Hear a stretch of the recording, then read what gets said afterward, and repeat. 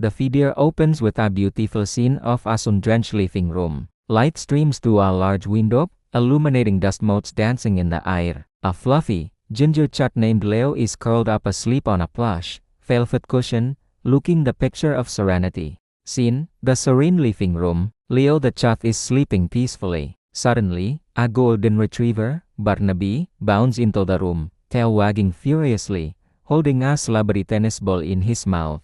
He drops the ball with a wet thud right next to the sleeping cat. Barnaby, bless his simple, golden heart, just wanted a playmate.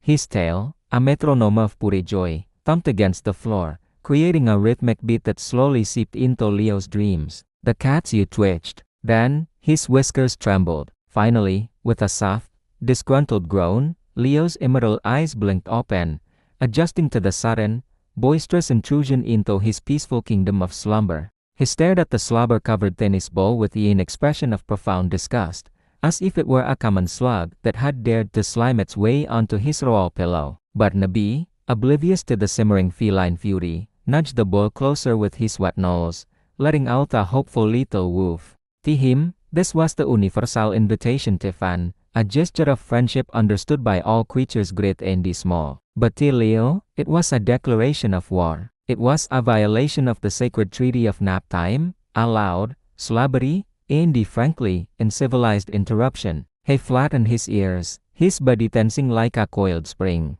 A low, guttural growl, like the rumbling of distant thunder, started deep in his chest. This was the core of their misunderstanding. Barnaby saw a potential friend. Leo saw a lumbering, oafish beast who lacked any sense of decorum or personal space. The dub, confused by the hostile reception, tilted his head. Why wasn't the fluffy creature excited? The ball was the best toy. He nudged it again, a little more insistently this time, his tail giving a few uncertain wags. This was a critical error. For Leo, the second push was the final insult. With a hiss that sounded like a tire deflating, he swiped a paw, claws carefully sheathed but the message crystal clear, right across Barnaby's sensitive nose. Barnaby yelped, more in surprise than in pain. Andy stumbled backward. His joyful tail drooped. Andy his brown eyes filled with a look of utter confusion. Andy hurt. He couldn't comprehend what he had done wrong. He had offered his most prized possession, the legendary squeaky tennis ball.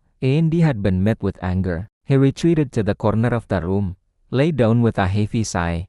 Andy rested his chin on his paws, looking thoroughly dejected. The vibrant energy he had brought into the room evaporated, replaced by a quiet, sad stillness. Silence descended upon the living room, thick and uncomfortable. Leo, now fully awake, watched the crestfallen dad from his cushion. He stretched, arched his back in a display of elegant indifference.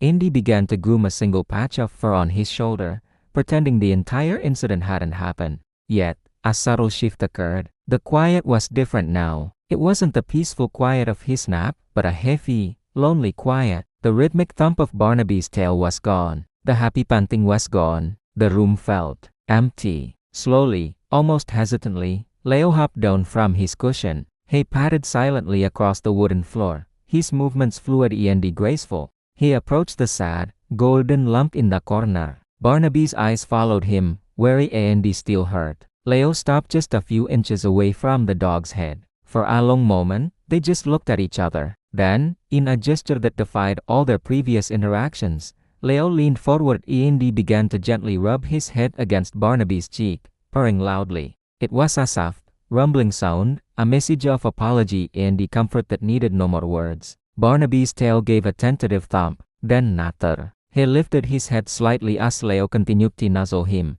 weaving around his head and neck. The dog let out a soft whine, a question and a sign of forgiveness all in one. He nudged Leo gently with his nose, this time without the tennis ball. Leo didn't flinch. Instead, he curled upright beside Barnaby's head, tucking his paws under his chest and continuing his rumbling purr. The big dog rested his head back on his paws, a deep sense of contentment washing over him. The sunbeam had moved, now blanketing both the reconciled dad and the cat in its warm, golden light.